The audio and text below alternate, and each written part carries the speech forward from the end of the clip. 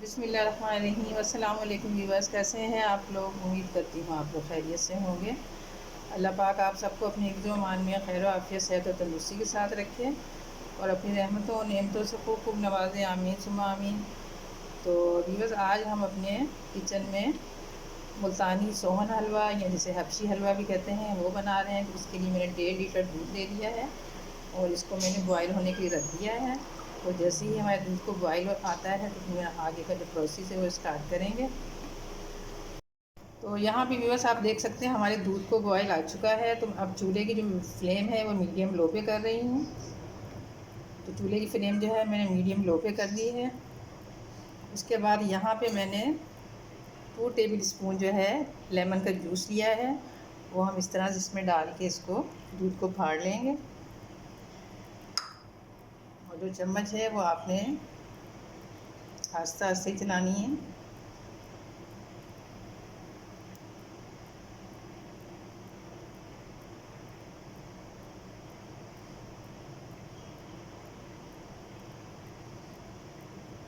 तो ये डिपेंड करता है आपके दूध पे। अगर आपका दूध खालिस है तो आपको लेमन का जूस और भी यूज़ कर सकते हैं।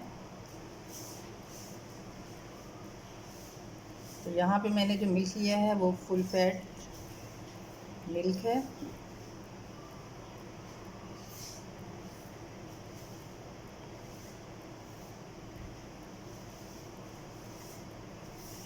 तो आप देख सकते हैं हमारा जो दूध है वो फटना स्टार्ट हो गया है।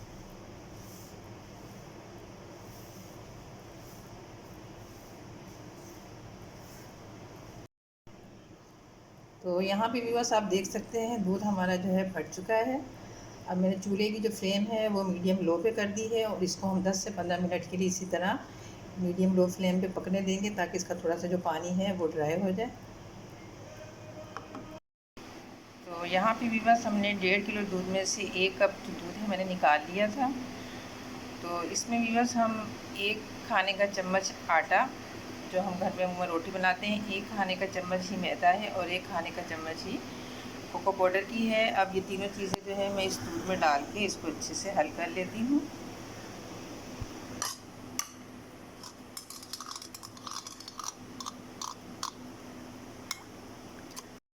तो यहाँ पे भी बस मैंने तीनों चीज़ों को अच्छे से मिक्स कर लिया है, आप देख सकते हैं। तो कोको पाउडर जो है आप अपनी पसंद से जो है कम या ज़्यादा कर सकते हैं।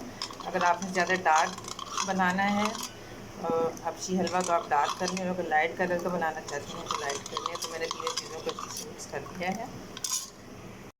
तो यहाँ पे भी बस आप देख सकते हैं कि मैंने दूध को मीडियम लो फ्लेम पे पकाया है। तो हमारे दूध का पानी काफ़ी हद तक कम हो गया है। तो अब जो हमने यहाँ पे मिल्क रेडी किया है आटे, मैदे और कोको पाउडर का, तो अब इसमें शामिल कर देते हैं। और शामिल करने से पहले इसको एक दफ़े ही मिला लें कि इसमें मैदा और आटा और कोको पाउडर है। तो यह हम इसमें शामिल कर देते हैं।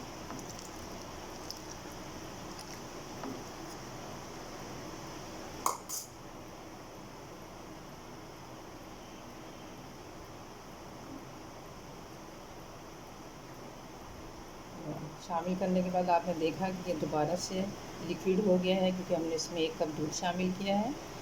तो फिर हम इसको मीडियम लो फ्लेम पे पका लेते हैं जब तक ये थोड़ा गाढ़ा नहीं हो जाता। एक चम्मच जो है आपने कंटिन्यू चलाना है ताकि ये नीचे ना लगे, क्योंकि पहले तो हमने इसको छोड़ दिया था जब हमने दूध को फाड़ा था तो ये पकता रहा था और बीच बीच में कभी कभी हिलाया था। लेकिन चूँकि अब हमने इसमें आटा और मैदा और कोको पाउडर डाला है तो इसके नीचे लगने का ख़तरा है। तो फिर आप जो चम्मच है वो चलाते रहें। थोड़ी थोड़ी देर बाद इसको पका के दोबारा से हम जो है थिक कर लेते हैं। तो यहाँ पे भी इसको पकते वक्त तकरीबन 10 मिनट हो चुके हैं मीडियम लो फ्लेम पे। तो आप देख सकते हैं ये इस तरह से लेसी लेसी हो रहा है। आपने जो चम्मच है वो एहतियात से चलाना है ताकि हमारे जो फटे हुए दूध के दाने हैं वो जो है ख़राब ना हो। मतलब चम्मच चलाएं लेकिन एहतियात से चलाएं। तो यहाँ पे व्यूअर्स मैं 1 कप चीनी जो है वो इसमें ऐड कर रही हूँ और साथ में ही ये इलायची है दरदरी पिसी हुई, ये भी इसमें शामिल कर देते हैं। और इसको भी थोड़ा और तकरीबन 10 मिनट के लिए पका लेते हैं ताकि ये थोड़ा और थिक हो जाए। उसके बाद फिर हम डाल के इसको थोड़ा थोड़ा घी डाल के हम इसको भून लेंगे। तकरीबन 7 से 8 चम्मच जो है घी के हम इसमें ऐड करेंगे, लेकिन एक साथ नहीं, थोड़ी थोड़ी देर बाद। तो अब ये चीनी हमने डाली है, तो अब चीनी भी अपना पानी छोड़ेगी, तो इसको हमें मज़ीद अभी 10 मिनट और पकाना होगा। लेकिन चम्मच आपने चलाना ज़रूर है, लेकिन एहतियात के साथ, ताकि जो आपके दूध के दाने बने हैं वो टूटे नहीं, क्योंकि हम जो है इसमें अंगूरी का जो पाउडर होता है, अंगूरी जो इसका मेन जो इसकी अज्जा होता है जिससे ये तैयार होता है, वो हम नहीं डाल रहे, उसके बगैर बना रहे हैं। तो हमने एहतियात से ही जो है इसको चम्मच चलाना है, ताकि ये जो है इसके जो दाने हैं वो टूटे ना। तो यहाँ पे वीवर 10 मिनट पकाने के बाद आप देख सकते हैं कि दोबारा से गाढ़ा होना शुरू हो गया है। जब हमने इसमें चीनी और जो हमने मिल्क बनाया था कोको पाउडर और मैदे और आटे का, तो ये पतला हो गया था, आप देख सकते हैं। तो अब दोबारा से ये गाढ़ा होना शुरू हो गया, तो अब इसमें हम 2-2 चम्मच जो है घी के डाल के इसको भून लेंगे।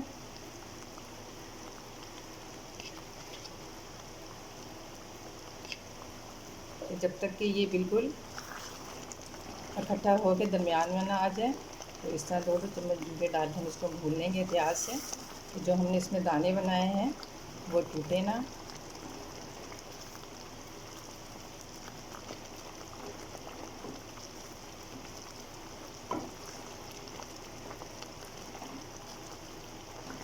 तो यहाँ पे भी बस मैंने जो 2 चम्मच घी के डाले थे वो इसमें जज्ब हो चुके हैं, और अब मज़ीद मैं 2 चम्मच घी के डाल रही हूँ। इसमें तकरीबन 7 से 8 चम्मच जो हैं वो घी के ऐड होंगे। तो ये है कि आपने इसको थोड़ा थोड़ा करके भून लेना है। और ये देखिए आस्ता आस्ता ये जो है गाढ़ा होता जा रहा है, लेकिन अभी हमने इसकी मज़ीद भुनाई करनी है, लेकिन वो भी एहतियात के साथ कि आपकी जो दूध के दाने, फटे हुए दूध के दाने बने हैं, ये जो है टूटे ना।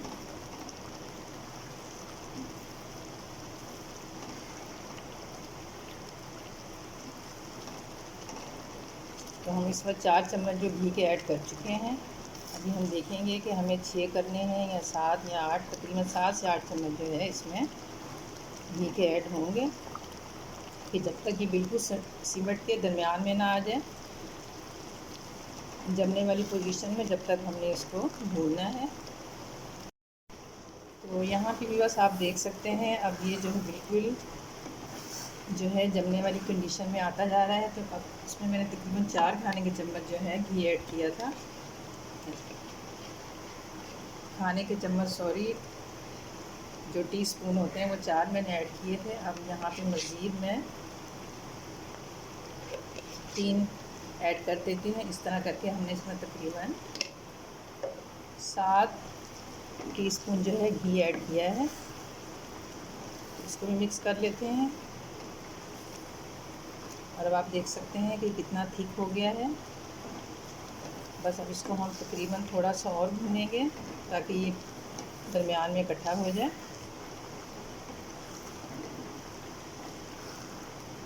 और आप लेस देख सकते हैं, इसमें हमने कोई ग्लूकोज ऐड नहीं किया, सिर्फ चीनी जो हमारे घरों में इस्तेमाल होती है वो है, आटा है, कोको पाउडर है और मैदा है। बस आपने ये एहतियात करनी है कि आपने इसमें जो चम्मच है वो एहतियात से चलाना है, ताकि हमने जो इसके दाने बनाए हैं वो टूटे ना।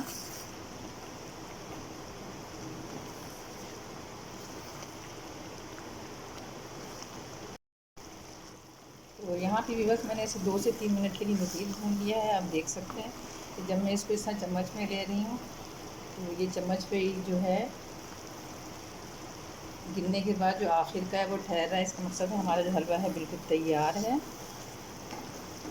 तो यहाँ पे भी बस मैं कुछ कटे हुए जो है ड्राई फ्रूट, जिसमें बादाम और पिस्ता शामिल है, वो इसमें शामिल कर देते हैं, और कुछ हम जो है गार्निश के लिए रख लेते हैं। और मैं चूल्हे की फ्लेम बंद कर रही हूँ, और यहाँ पे मैंने एक केक का जो टिन होता है उसे मैंने ग्रीस कर लिया है। अपना हलवा जो है हम उसमें निकाल लेते हैं। आप इसी कंडीशन देख सकते हैं, हमारा हलवा बिल्कुल तैयार है। मैं चूल्हे की फ्लेम बंद करके इसको टिन में निकाल रही हूँ। तो यहाँ पे भी बस मैंने तमाम हलवे को टिन में निकाल लिया है। अब ये जो कटे हुए ड्राई फ्रूट हैं हम इस तरह से ऊपर इसमें लगा देते हैं,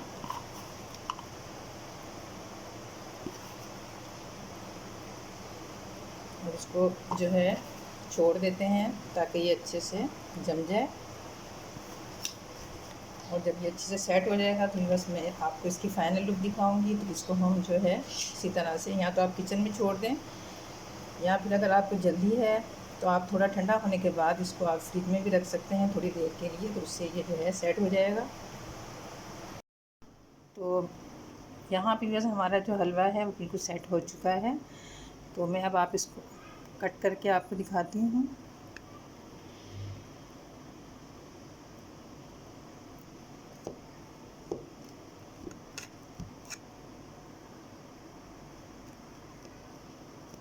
तो मैंने भी बस इसको थोड़ी देर के लिए किचन में छोड़ दिया था। जैसे ही ये ठंडा हुआ, रूम टेम्परेचर पे आया, तो मैंने इसको उठा के फ्रिज में रख दिया। क्योंकि फ्रिज में रखने से ये बहुत जल्दी सेट होता है, क्योंकि हमने इसमें अंगूरी पाउडर नहीं डाला। तो अगर हम इसको बाहर ही छोड़ेंगे तो ये सेट होने में बहुत टाइम लगेगा और सही सेट भी नहीं होगा।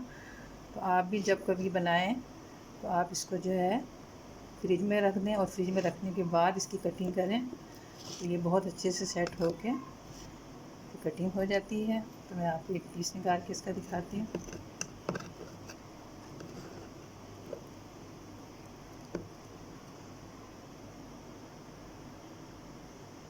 ये पीस मैंने आपके सामने निकाल दिया है, और बाकी के पीस भी हम इसी तरह से निकाल लेते हैं।